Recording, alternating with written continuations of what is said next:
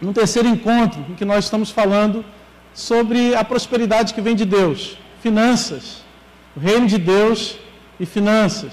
E o título da nossa mensagem hoje é a prosperidade que vem do Senhor. Amém? 2 domingos passados, tivemos aqui 2 homens de Deus, pastor Rafael, diácono Wellington, e eles já fizeram uma grande explanação sobre esse tema. Se você quiser depois assistir, você pode olhar no nosso canal as mensagens anteriores, dos domingos anteriores, para você se situar. Amém? Primeiro livro dos Reis, capítulo 17, verso 8 em diante, nós vamos ver um tema, um momento em que a nação de Israel passou bastante conhecido e bastante impactante para a nossa vida. Primeiro livro dos Reis, 17, verso 8 em diante, Elias e a viúva de Sarepta.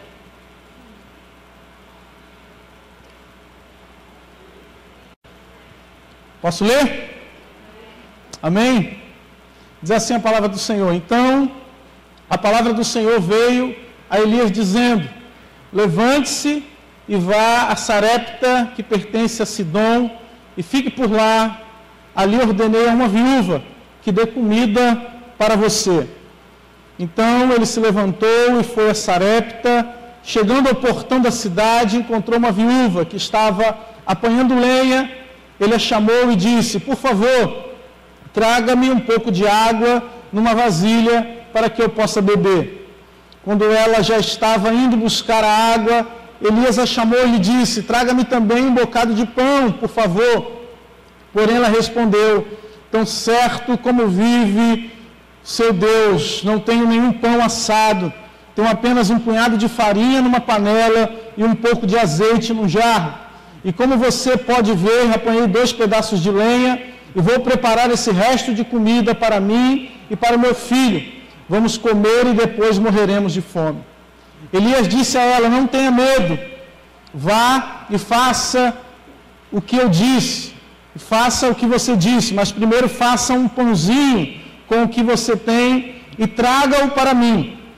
Depois prepare o resto para você e para seu filho. Verso 14: Porque assim diz o Senhor, Deus de Israel: a farinha da panela não acabará e o azeite do jarro não faltará até o dia em que o Senhor fizer chover sobre a terra. A viúva foi e fez segundo a palavra de Elias. Assim comeram ele, ela e a sua casa durante muitos dias. A farinha da panela não acabou e o azeite do jarro não faltou, segundo a palavra do Senhor, anunciada por meio de Elias. Amém? Que o Senhor nos abençoe nessa noite, que estejamos atentos àquilo que Deus quer falar conosco, em nome de Jesus. Amém e amém. Queridos, existem muitas variáveis que nós não controlamos, que podem determinar se vamos, de alguma forma, sermos prósperos ou não, ou sermos abençoados na vida financeira ou não. Existem muitas situações que podem ocorrer durante um mês, que podem determinar se você vai conseguir pagar as contas ou não pagar as contas, que podem definir se você vai ficar um devedor ou não devedor. Francisco, recentemente, irmão, estou te citando, abre aspas para você, deu um testemunho para nós aqui a respeito da casa dele, e ele falou uma coisa interessante. Ele disse: o que me diferencia, o que nos diferencia de quem mora na rua e quem não mora, é porque da noite para o dia uma bomba pode cair na minha casa, um terremoto pode acontecer, algo pode acontecer e a gente ficar de repente morando na rua.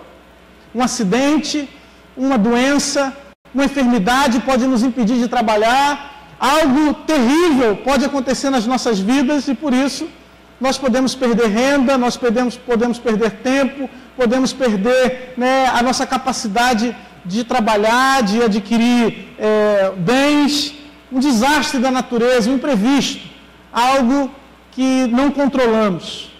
E o povo estava vivendo algo assim. A palavra de Deus no capítulo 17, no início do capítulo 17, Elias prediz uma grande seca. E essa grande seca começou a minar as finanças, aquilo que o povo tinha de recursos, de comida, de água, e aos poucos o povo começou a viver na miséria. E viver na miséria a ponto das mães, né, estarem pensando, né, em apenas comer o último alimento e depois morrer. Depois entender que não tem mais saída, que não tinha mais solução. E podemos estar vivendo ou passar por momentos muito semelhantes a esse, por causa de situações externas, que nós achamos que são naturais, mas que nós agora entendemos que são situações espirituais também. Que não só coisas naturais acontecem na nossa vida, mas que situações espirituais podem também nos levar a passar por momentos difíceis, a passar por apertos na nossa vida espiritual e na nossa vida financeira, na nossa vida natural, de um momento natural. E quando olhamos para esse pedido do profeta, que se encontra com uma mulher que está em desespero, que está sem recursos, e de repente ele pede água, aquela mulher, ao se virar para buscar água ao profeta, ele diz: agora, por favor, me traz um pedaço de pão. Quando olhamos isso, pode parecer para nós que absurdo, né? Que coisa terrível. Como é que pode pedir algo dessa natureza para uma mulher que está passando necessidade? E nós aprendemos, né, não só na nossa caminhada com Deus, na nossa experiência com Deus, que às vezes são as pessoas mais humildes, aquelas que mais cooperam com a obra de Deus. Às vezes são as pessoas mais humildes que são mais dispostas a abençoar. Tem uns vídeos, né, que circulam na internet de pessoas que não tem nada, de repente alguém vai lá, entrega uma pizza para aquela pessoa e outra pessoa vai lá e pede a pizza, e a pessoa em necessidade, a pessoa morando na rua, de repente ela distribui, ela divide aquilo, e às vezes nós não dividimos nada com ninguém.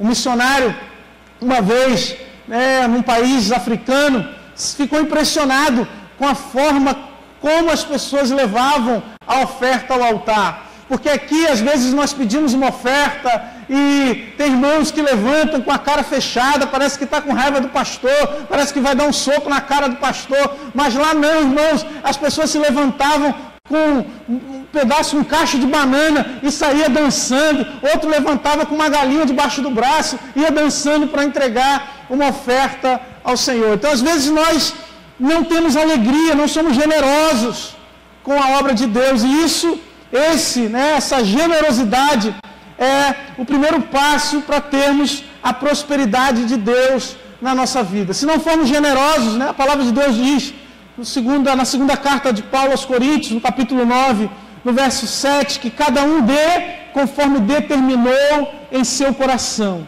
não com pesar ou por obrigação, pois Deus ama quem dá com alegria. Deus ama quem dá com alegria. E às vezes nós estamos não só fazendo a obra de Deus, mas até uma obra social sem alegria. E a obra de Deus, ela é motivada por essa alegria que vem do Espírito para nós, porque a alegria que vem do Senhor não só é a nossa força, mas é a alegria que vem por meio do Espírito Santo. O Espírito Santo é que nos traz esse gozo, essa alegria. Tem gente que se sente alegre, feliz, né, ao contribuir, ao pagar as contas, né, ao pagar os boletos. Mas também nós precisamos estar felizes por sermos generosos, por abençoar a vida de alguém. E às vezes nós subimos de padrão de vida, mas subimos de padrão de vida e continuamos abençoando pouco, ou quando temos pouco, abençoamos pouco, mas quando temos muito, temos que abençoar muito. Então deixamos de observar essa proporcionalidade. o que aquela viúva teria a perder, queridos? Ela não tinha mais nada. Ela não tinha recursos, não tinha comida. Ela tinha um filho. E às vezes a família, né, nós colocamos a família em primeiro lugar, nós colocamos os nossos afazeres, aquilo que nós conquistamos até hoje em primeiro lugar, mas ela já tinha perdido tudo, a única coisa que faltava era o seu filho e a própria vida. Era só mais um dia que ela estava adiando aquilo que era irremediável, que iria acontecer de qualquer forma. Ela então pensou, né? O que eu vou fazer? E daí nós ouvimos a palavra do profeta que diz: não temas, não tenha medo. Porque às vezes nós temos medo de ofertar, temos medo de trazer o dízimo à casa do Senhor. Você, né, pode acompanhar no nosso canal, o pastor Rafael, Diácono Wellington, tem um estudo sobre primícias, tem um estudo, né, sobre, né, nós sermos fiéis a Deus, mas às vezes nós não trazemos as nossas ofertas, os nossos dízimos, porque temos medo, porque pensamos, se eu trouxer vai faltar. Se eu entregar, eu vou deixar de pagar alguma conta, irmã. E daí a gente, por medo, por não ter fé, por não crer que não vai faltar, nós deixamos de trazer o dízimo, deixamos de ofertar na casa do Senhor, porque mudamos, invertemos as prioridades. E uma coisa é que o Bispo Roberto, né, fundador da Nova Vida, conta no seu livro, é a história de um diácono, que ele era dono de uma grande empresa e ele era tão conhecido, né, um diácono do pai dele, né, que ele era tão conhecido e tinha bastante recursos, que ele chegou a ser convidado a participar de um jantar com a rainha da Inglaterra. E esse irmão também, no horário do jantar, no horário que estava previsto, não lembro se era um jantar ou um chá, também estava previsto o culto na igreja. E ele então mandou a esposa com os filhos pelo chofé e foi para a igreja. E a gente sabe que o inglês é rigoroso com horário, né? E ele foi, tocou no culto e depois chegou atrasado no encontro com a rainha, porque ele tinha algo mais importante para fazer. E às vezes nós estamos deixando de dar prioridade à obra de Deus, dar prioridade às coisas de Deus, para trazer as nossas prioridades em primeiro lugar, para colocar as nossas vontades em primeiro lugar. Aquele que semeia pouco, o princípio do reino é: aquele que semeia pouco, colhe pouco. Aquele que semeia muito, colhe muito. Ou seja, a semeadura, ela é proporcional àquilo que semeamos. Ou, aliás, aquilo que vamos colher é proporcional àquilo que nós semeamos. Aquilo que nós vamos receber de Deus também é proporcional àquilo que nós vamos semear. As águas, né?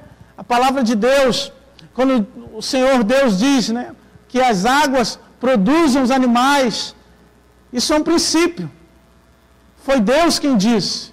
E Deus e o reino de Deus, ele se move por princípios. Ele se move pelos princípios de Deus. Aleluia. Produz, né? As águas produzem os animais, não porque a água produz os animais, não porque a água, mas porque Deus determinou.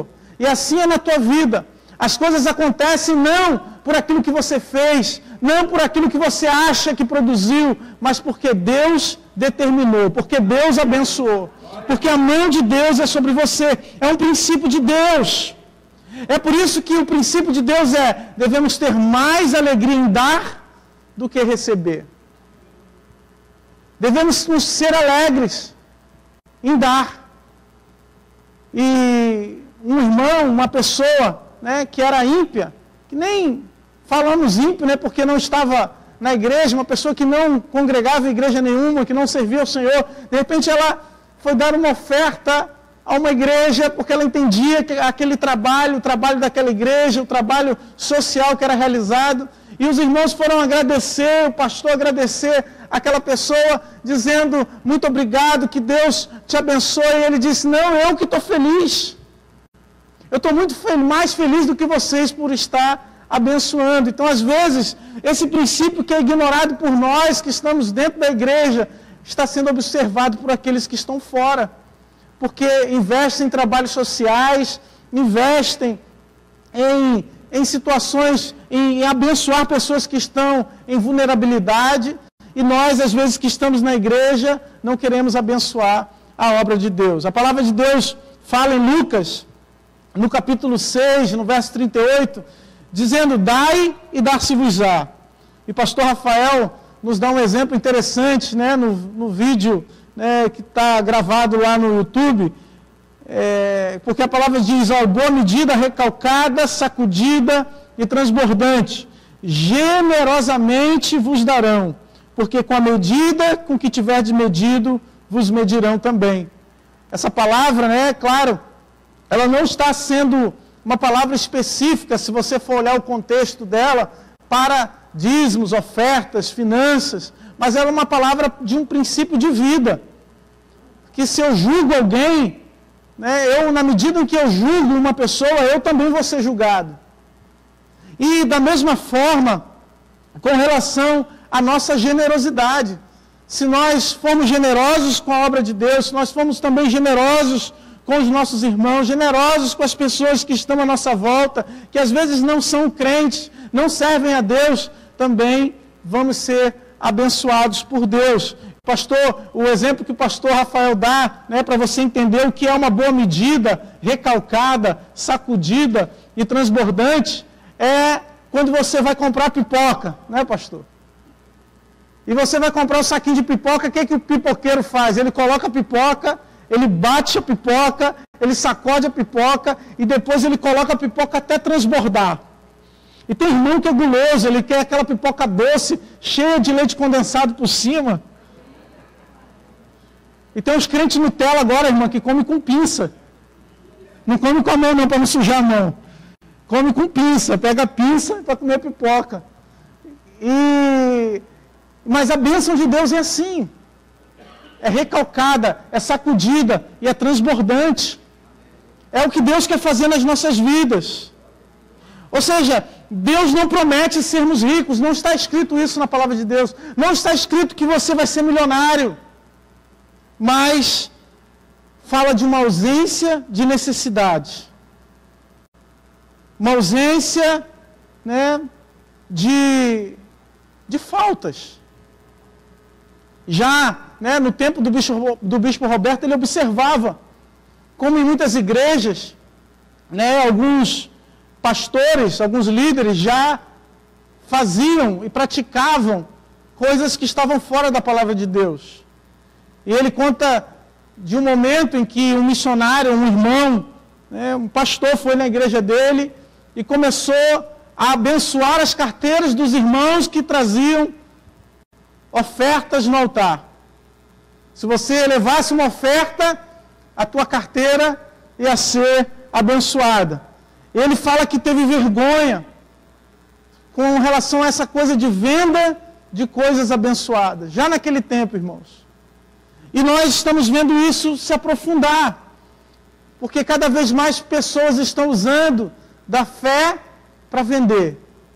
Vender bênçãos, vender milagres, vender promessas, coisas que não estão na palavra de Deus. A situação daquela mulher, dessa mulher, era crítica. E é no momento da crise que nós devemos obedecer ao Senhor. O que essa palavra está dizendo para nós é, no momento em que você vive uma dificuldade, no momento em que você vive a escassez, no momento em que você vive a privação, esse é o momento de você obedecer ao Senhor.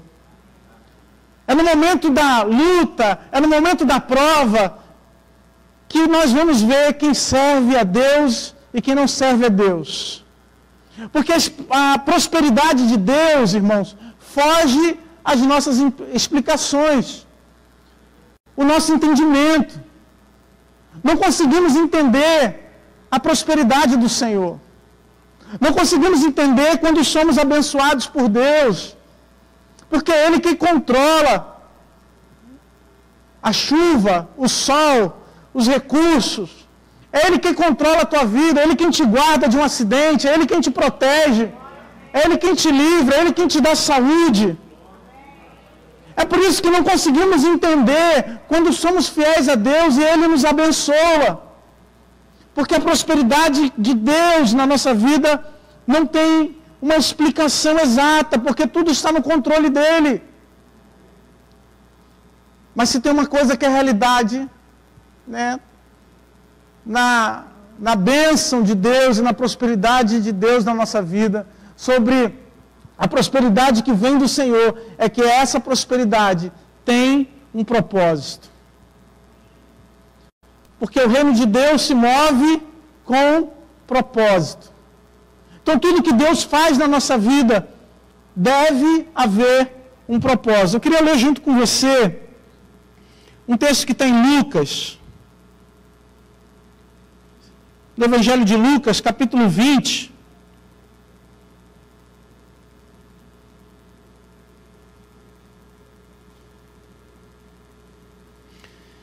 Lucas capítulo 20, a partir do verso 9.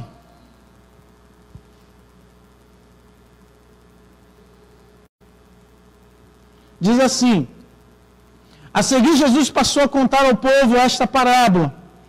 Certo homem plantou uma vinha, arrendou-a para uns lavradores e ausentou-se do país por prazo considerável. No devido tempo, mandou um servo aos lavradores para que lhe dessem do fruto da vinha. Mas os lavradores, depois de espancá-lo, os despacharam de mãos vazias. Em vista disso, enviou-lhes outro servo, mas também a este espancaram, e depois de insultá-lo, despacharam de mãos vazias. Mandou ainda um terceiro, também a este, depois de feri-lo, expulsaram. Então o dono da vinha disse: que farei? Enviarei o meu filho amado, talvez o respeitem. Mas quando os lavradores viram o filho, começaram a discutir entre si: este é o herdeiro, vamos matá-lo para que a herança seja nossa. E lançando-o fora da vinha, o mataram. Que lhes fará, pois, o dono da vinha? Virá, exterminará aqueles lavradores maus, entregará a vinha a outros. Ao ouvir isso, disseram: que tal não aconteça? Mas Jesus, com o olhar fixo neles, disse: que quer dizer então o que está escrito? A pedra que os construtores rejeitaram, essa veio a ser a pedra angular. Amém? Uma parábola de Jesus, né, que fala a respeito desse propósito que nós temos de Deus para nós. É claro que aqui Jesus está falando a respeito da lei e dos profetas, porque os judeus mataram os profetas, mataram aqueles que foram responsáveis pela lei e agora estavam prontos a matar o próprio Filho de Deus, que é Jesus. Mas há nessa parábola algum ensinamento de Deus para nós, porque a parábola fala de um arrendamento. Aqueles que arrendam, né, não são os donos da terra, não possuem a posse da terra.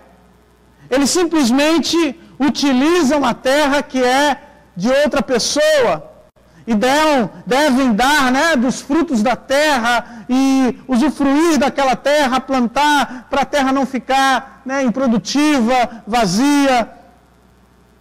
E muitas vezes, irmãos, nós precisamos entender que nós apenas manipulamos a riqueza de Deus.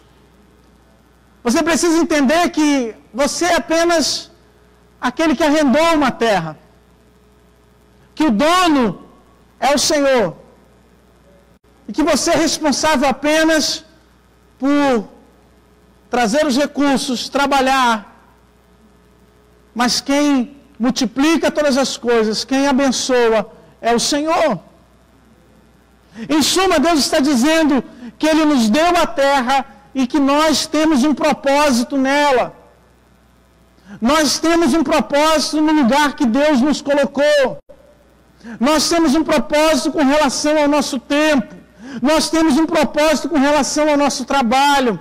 Há um propósito no teu casamento. Há um propósito nos teus recursos. Há um propósito de Deus na sua vida. Porque riqueza sem propósito vira tragédia, meu irmão. Riqueza sem propósito vira... Já viu aquele povo que é torneira de ouro,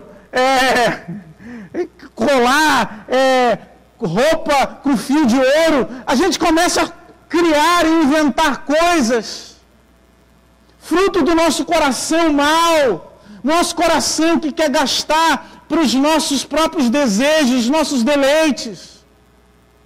O bispo Roberto nos lembra, né, da parábola do semeador. E na parábola do semeador, uma das coisas que impedia a semente de crescer era o amor às riquezas. Era a fascinação com as riquezas, a fascinação com o mundo, com a fascinação com aquilo que as riquezas podem nos dar. E às vezes nós estamos com o nosso coração envolvido com as riquezas, e quando nós estamos envolvidos assim, nós estamos a ponto de viver uma tragédia atrás de outra tragédia. E é um erro da igreja, amados, quando nós achamos que podemos comprar a fé, quando nós podemos comprar as bênçãos de Deus, quando nós podemos comprar aquilo que vem da parte de Deus. Quando a igreja quer construir palácios, quando a igreja quer construir grandes castelos, quando a igreja quer construir um império, é um erro da igreja. É um erro da nossa parte, quando nós queremos viver dessa maneira. É curioso, amados, que Deus aqui não defende nem uma visão socialista, em que tudo é do governo, ou que o governo é quem deve prover todas as coisas, nem uma visão consumista, em que nós temos que consumir e gastar tudo. Pelo contrário, Deus está nos ensinando que as bênçãos de Deus são para abençoar outra pessoa. O milagre de Deus na vida da viúva era: você vai ter o alimento para você, para o seu filho, para a sua casa. A uma outra viúva, Eliseu multiplicou o seu azeite, a ponto dela se tornar uma fornecedora de azeite na sua região e abençoar os seus vizinhos. A bênção de Deus na sua vida é para você abençoar aqueles que estão à sua volta. A prosperidade de Deus na sua vida é para as pessoas olharem para você e verem que você também é fonte de bênção. Não é para você ostentar, não é para você mostrar aquilo que você tem e esfregar na cara da sociedade. Não é para isso que as bênçãos de Deus é. As bênçãos de Deus são para você ver o milagre de Deus e abençoar outras pessoas que estão ao seu redor. Existe uma fonte que jorra da parte de Deus sobre você, quando você está disposto e você entende que há um papel a cumprir. Um papel a cumprir que é particular, é seu.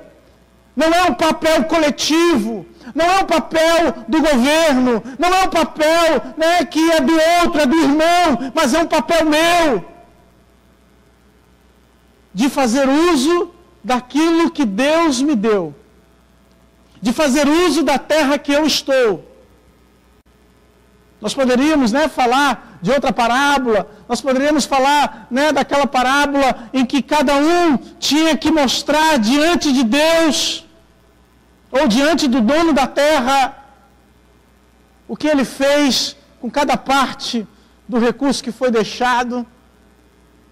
Mas todos nós vamos, de alguma maneira, prestar contas diante de Deus. Esse ano, ano de 2022, eu quero perguntar para você, e o ano de 2032, daqui a 10 anos, onde você imagina estar? Onde você pensa que vai estar?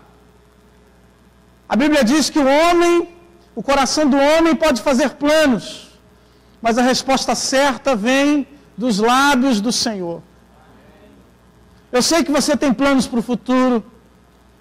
Eu sei que você planeja, né, esse planejamento de longo prazo, daqui a 10 anos. Estou vendo o Rafael ali, um jovem, daqui a 10 anos vai estar formado. Tem planos maravilhosos, a mãe dele com certeza tem planos maravilhosos para ele. Mas tem um Deus que também tem planos maravilhosos para você. Onde você imagina estar daqui a 10 anos? Não existe prosperidade sem santidade.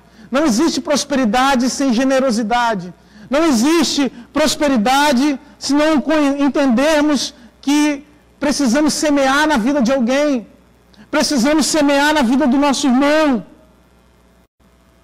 Antes de termos um padrão de vida elevado, precisamos ter uma vida elevada com Deus.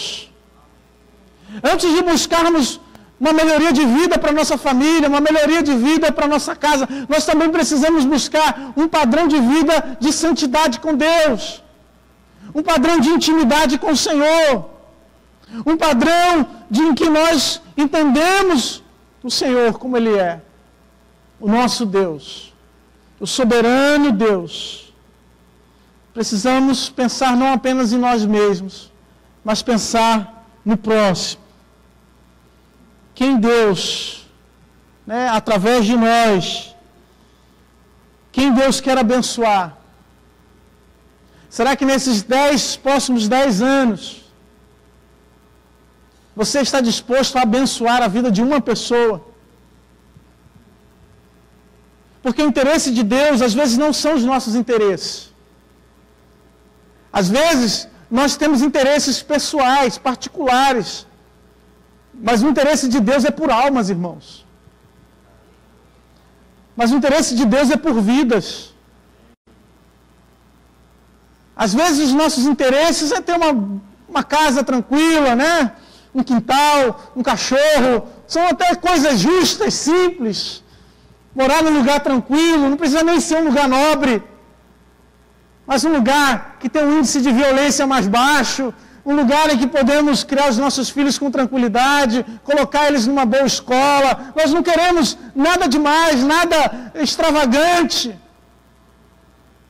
Mas se não colocarmos Deus no negócio, se não colocarmos o Senhor em primeiro lugar, qual seriam os propósitos, o propósito de tudo isso que queremos? O propósito de tudo isso que estamos planejando, que estamos colocando para o futuro.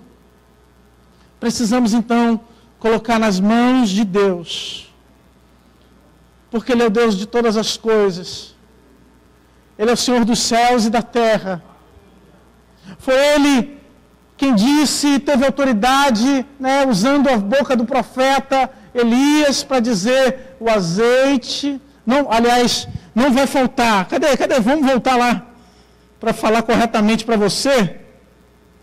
Capítulo 17, quando ele diz, verso 14: porque assim diz o Senhor, Deus de Israel, a farinha na panela não acabará, e o azeite do jarro não vai faltar, até o dia em que o Senhor fizer chover sobre a terra. O profeta está dizendo, até voltar a ter chuva, porque os céus estão fechados, não vai faltar azeite, não vai faltar farinha. Deus está dizendo, enquanto todo mundo está na falta, enquanto todo mundo está na escassez, enquanto todo mundo está sem emprego, Deus está falando: eu vou sustentar a tua casa, eu vou sustentar a tua família, eu vou sustentar o teu futuro, porque sou eu que abençoo aqueles que são fiéis. Sou eu que abençoo a sua casa, a sua família. Deus tem planos maravilhosos através da nossa vida. Um plano de prosperidade, um plano para nos abençoar, mas nós precisamos aprender com o Senhor a sermos generosos, a sermos abençoadores, a sermos tementes a Deus, e com certeza vamos ver o milagre diante de nós. Amém? Dê uma salva de palmas ao Senhor.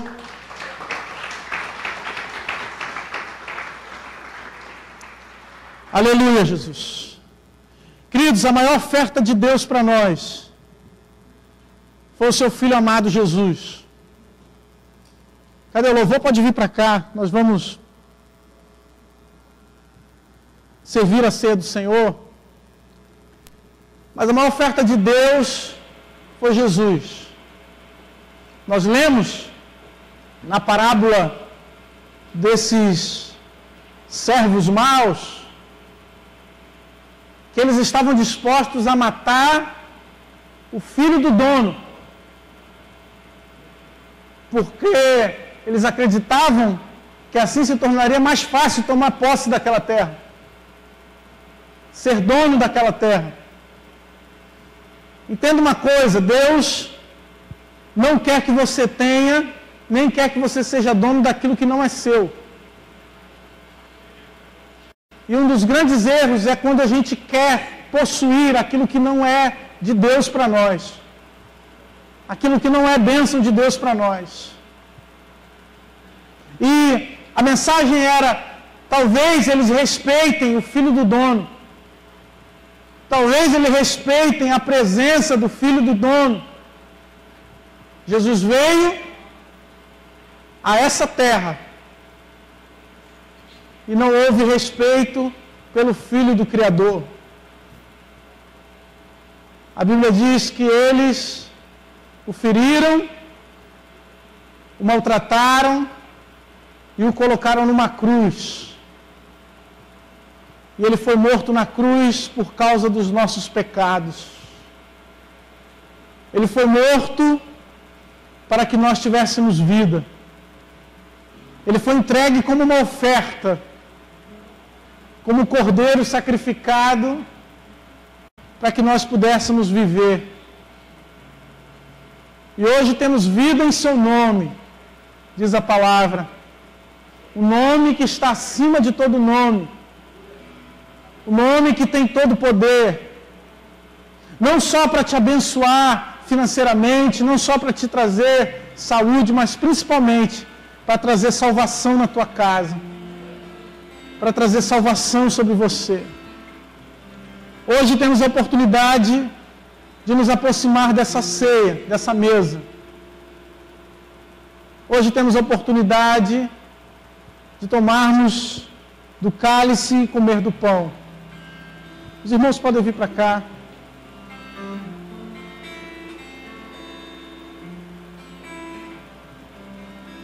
Se você tomou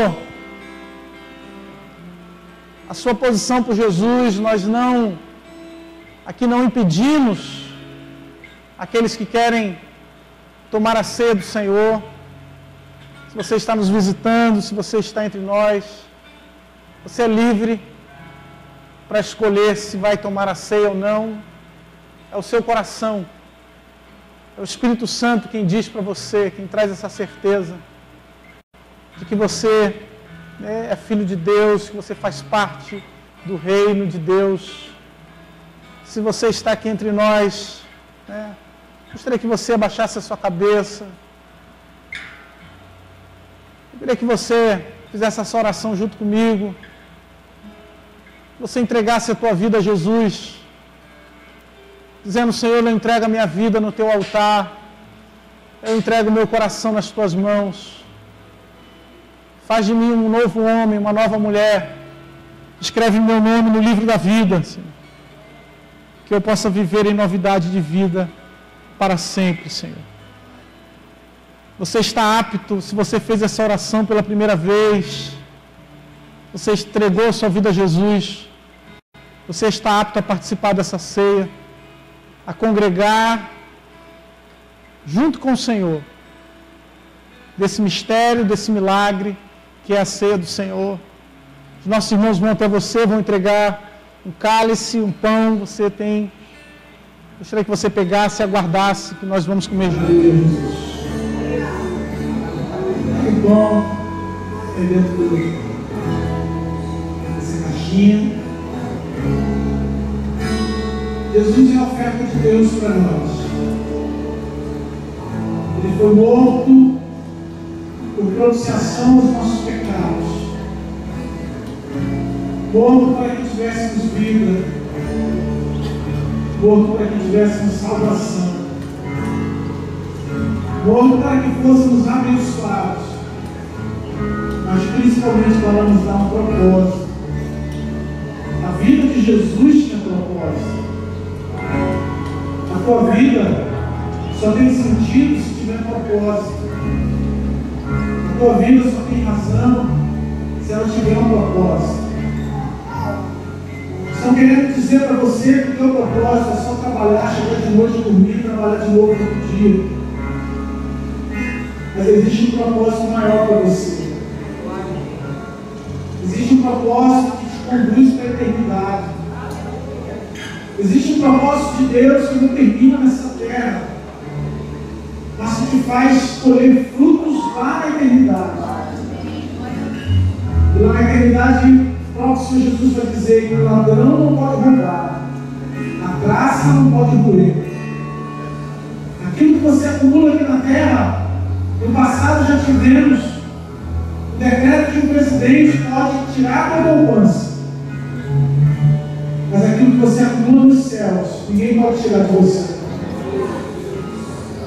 Ninguém pode arrancar das suas mãos. Essa é a maior bênção que temos. Jesus. A oferta que nos traz provisão. Quando Abraão estava no monte com seu filho, veio a provisão de Deus. Ele disse: Jeová Jireh, Deus provedor está nesse lugar. É o Deus que está presente aqui, meu irmão, para te abençoar. É o Deus provedor. Faz milagre onde não esperamos, de onde não sabemos. Ele é poderoso. Nós abençoamos esse pão. Que ao comermos do pão possamos receber da vida de Deus. Que ao comermos do pão possamos ver e compreender o grande milagre que é servirmos ao Senhor com alegria. Tomamos todos o pão.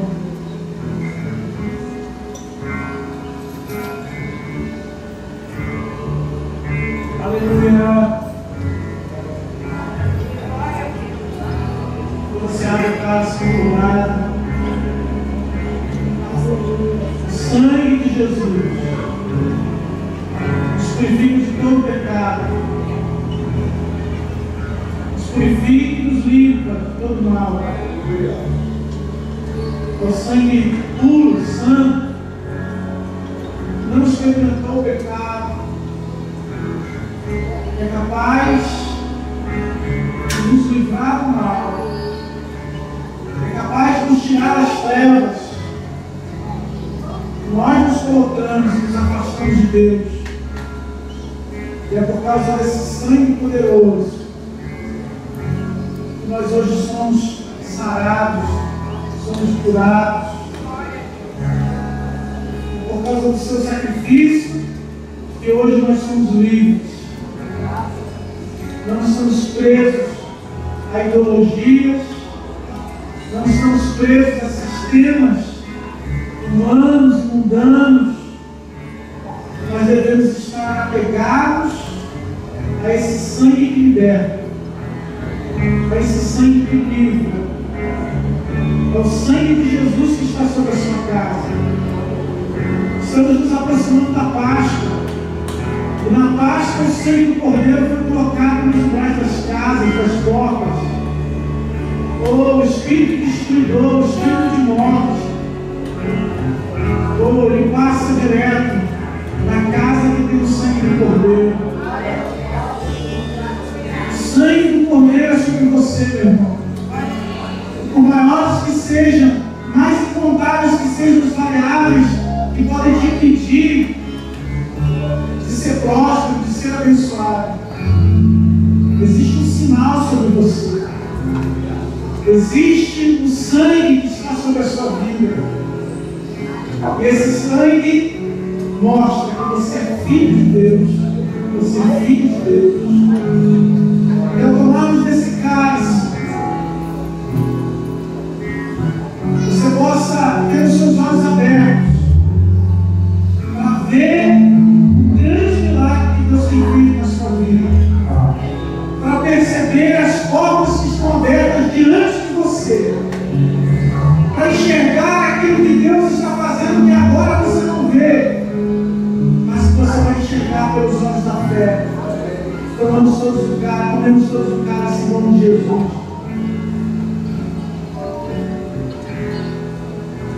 Aleluia.